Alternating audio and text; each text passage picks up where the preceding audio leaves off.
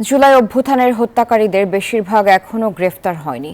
অভিযোগ করেছেন জামায়াতের সেক্রেটারি জেনারেল অধ্যাপক মিয়া গোলাম পরোয়ার। দুপুরে জাতীয় প্রেস ক্লাবে বাংলাদেশ জামায়াত ইসলামীর জাতীয় সেমিনারে তিনি এ মন্তব্য করেন। বলেন, আওয়ামী ফ্যাসিস্টের দোসররা প্রশাসনে ঘাপটি মেরে আছে, যারা নানাভাবে বিশৃঙ্খলা সৃষ্টির চেষ্টা করে যাচ্ছে।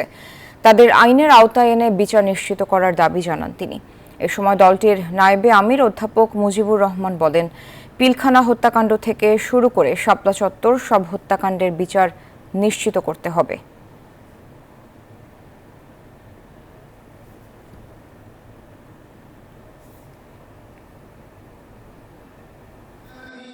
অভ্যুত্থান পরবর্তী পথ পরিক্রমার প্রথম মাইল ফলক হওয়া উচিত জুলাই গণহত্যার বিচার।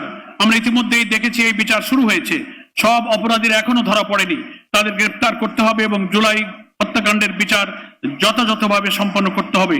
এই বিচার যদি যথাযথভাবে সম্পন্ন না হয়, তবে ভবিষ্যতে স্বৈরতান্ত্রিক মন মানসিকতার পুনরুত্থান হওয়ার উৎসাহ পাবে। বান্ডেল থাকলে প্রতি সেনমানিতে টাকা বাঁচবে। বিকাশ সেনমানি বান্ডেল কিনে জিতুন প্রতি লেনদেনে।